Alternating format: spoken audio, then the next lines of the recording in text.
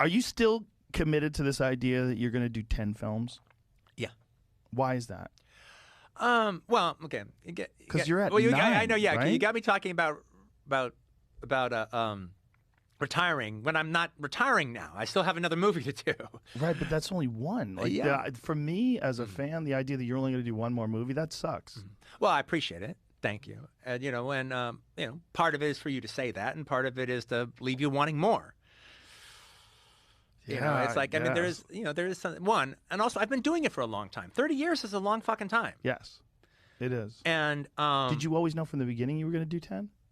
No, I didn't. Quentin Tarantino is starting to become the most insufferable person in the film industry. Over the past couple of years, he's done everything he can to avoid making his 10th movie just because of his dumb 10th movie rule. And he's just turned into Hollywood's worst critic. He's become obsessed with basically maintaining a perfect legacy, which doesn't exist. His 10th movie rules turned him into a joke rather than a creative filmmaker. And he continues to work on movies without actually making a movie himself. It was recently just announced that Django would be doing a crossover movie with Zorro. The whole 10th movie is so dumb. And I think he's starting to realize it, but then he also is trying to still stick to it or avoid making a movie, because then if he comes out and says, I want to make more movies, then it just makes him look like an idiot. But his own rule doesn't make any sense because he classifies Kill Bill as one movie. This just suits his brand. But then he counts movies like Death Proof as a full movie. We haven't got a movie from Quentin Tarantino since Once Upon a Time in Hollywood. Now, I actually liked this movie. I liked it a lot. For me, it's in my opinion, in his top 3 best movies. I know that's controversial to say because a lot of people didn't like it, but I really liked it. I thought it was a great movie. But Quentin Tarantino is so terrified of being out of touch, he refuses to make a movie. It's turning him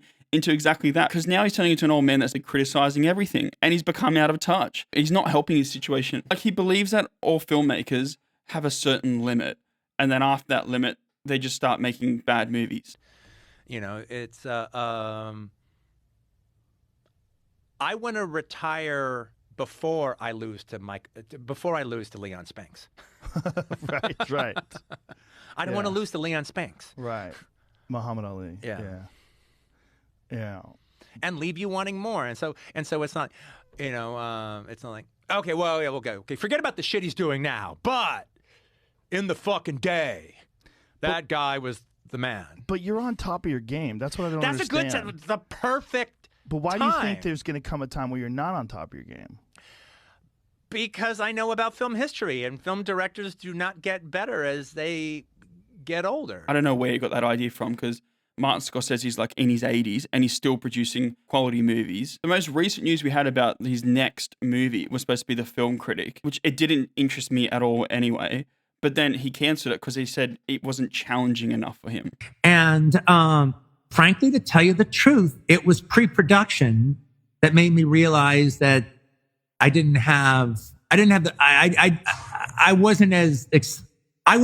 was so excited about the writing, but I wasn't really that excited about dramatizing what I wrote once we were in pre-production, partly because I'm using the skill set that I learned from Once Upon a Time in Hollywood. When we started Once Upon a Time in Hollywood, how are we going to turn Los Angeles into the Hollywood of 1969 without using CGI?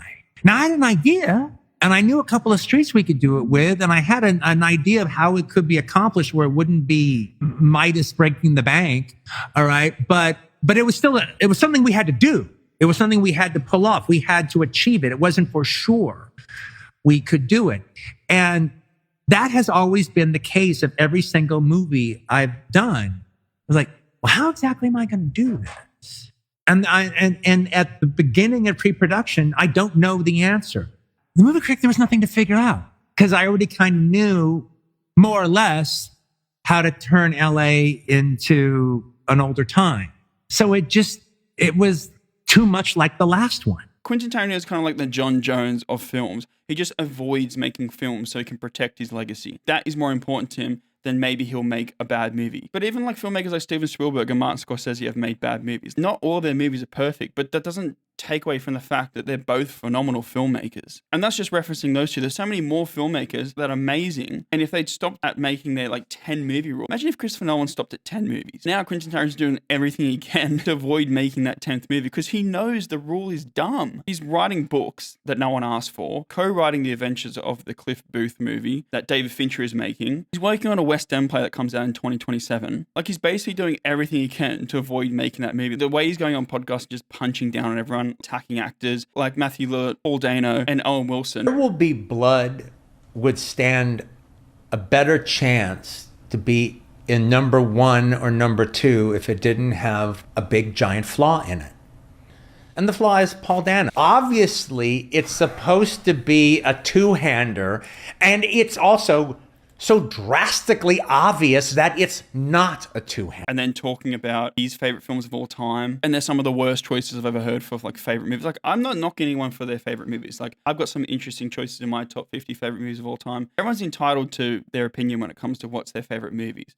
But like, the way he goes about it, it's like his opinion is only the true opinion, and then everyone else is wrong. And then he complains about the MCU and how all their actors are not real actors, or the MCU. I mean, he's kind of right here where the MCU is basically just like slop now. But then he says that while he's working on a project for Fortnite.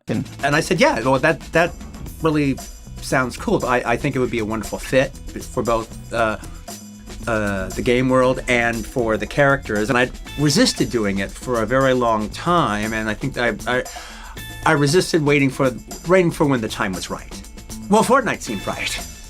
Something more cinematic inside of a much... Like, the hypocrisy's wild, and he kind of gaslights everyone to just thinking that never happened. And then now he's re-releasing Kill Bill, a 275-minute version, as one movie. Like, it's been 20 years. We've all seen Kill Bill. It's a good movie. We all like it. Just give us something new. He's also developing like a 6-part series with Sylvester Stallone. At what point is this 10-movie rule actually a thing? Because it just seems to me it's like a loophole that he's using to work on other movies while keeping his rule intact. And probably now has creative paralysis because he can't think of a movie because he's so tied to this 10-movie rule that he's probably written so many movies and he probably ends up scrapping like the film critic, because at the end of the day, if or when he releases that 10th movie, I don't think it's going to live up to the expectation. And I think he knows that. So like, he hasn't found a movie that he thinks is good enough to be his 10th movie. And which is basically what he said about the film critic. Like, he didn't feel like it was grand enough to be a 10th movie. I feel like he's going to be going through that process for so many years, using different excuses to avoid making a 10th movie. I think one of his excuses was he was waiting for his son to turn 6 or 7 so his son could understand the creative process of making a movie. Like, he's just doing everything he can to avoid making that 10th movie. Because like I said, he knows it's a dumb rule, but because he's used it as a marketing gimmick, or he's lent so hard into it, he has no choice to stick to it. And at the end of the day, most people actually won't care if he goes beyond the 10 movie rule, because he has such a cult following when it comes to fans that his fan base just want to see more movies from him. Despite all the controversies and all the crazy things he said over the years, at the end of the day, people just want to see more movies from him. He's become more of a brand than a filmmaker, leaning into this 10 movie rule. It was a cool idea back in the day, but now it's just an excuse for him just to not make movies. Or he's either bored or scared of how the film industry is today.